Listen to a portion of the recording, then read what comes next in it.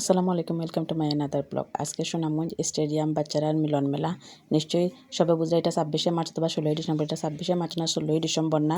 এই ঢাকা ক্রীড়া সংস্থান থেকে আয়োজিত এই অনুষ্ঠানটি এখানে ঢাকা থেকে বেশ কিছু মানুষ আইসেন এবং সুনামগঞ্জ 4টা স্কুল নির্বাচিত করছেন এবং আরও 2টা স্কুল করছেন। এরারে নিয়ে স্টেডিয়াম মাঠও যেন কীরকম বাচ্চারা শরীর স্বাস্থ্য ভালো রাখা লাগবো এই ট্রেনিং দেওয়াইছেন। যেমন আগে 3 দিন ম্যাডামরা ট্রেনিং দেওয়াইছেন, এরপরে একদিন স্টুডেন্টরারে নিয়ে মাঠের মাঝে বিভিন্ন ধরনের খেলা খেলাইছেন। আর খেলার আগে তারা সবাইরে এই আপনার জার্সি দিছে সবাইরে। এখানে 4-5টা গ্রুপ হয়েছে, সবাইরে আলাদা আলাদা জার্সি দেওয়া হয়েছে। খুব সুন্দর লাগছে। এখানে যেমন বাচ্চারা মিলন মেলার অনুষ্ঠান শুরু হয়েছে, সব বাচ্চারা খুব এনজয় করছে। আর তারা বিভিন্ন ধরনের পিঠে করাইছেন এবং শরীর স্বাস্থ্য কিলা বাড়া রাখা লাগবো সব খেলা তারা খেলাইছেন এবং ম্যাডামরা শিখাইয়া দিয়েছেন।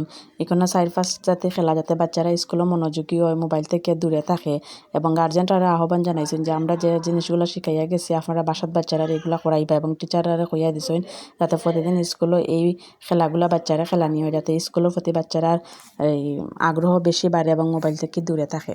তো তার এই আয়োজনটা খুব সুন্দর হয়েছে। এখানে কোনো প্রথম দ্বিতীয় তৃতীয় কোনো প্রতিযোগিতা না, সব বাচ্চারা নিয়ে খেলা হয়েছে, সবাই খেলছে, সব ফার্স্ট সব সেকেন্ড সব থার্ড। আর এই আয়োজনটা আসলে খুব সুন্দর একটা আয়োজন। প্রথমে যাইতাম আসলাম না, পরে গিয়া দেখছে না খুব ভালো লাগছে। সবচেয়ে বড় যে জিনিস হলো বাচ্চারা খুবই আনন্দ করছে, বাচ্চারা এত উপভোগ করছে প্রোগ্রামটা, এত রোদের মাঝে তারা কোনো কষ্ট আইছে না, ক্লান্তি আইছে না। আসলে এই ধরনের প্রোগ্রামের মাঝে যাওয়া খুব ভালো। বাচ্চারা লইয়া খেলাধুলা করেন বা যে কোনো সাংস্কৃতিক অনুষ্ঠান করেন সবগুলোতে বাচ্চারা লইয়া যাওয়া দরকার। আর খুব মজার সহিত আগ্রহের সহিত আমার মেয়ে খেলাধুলা করেন।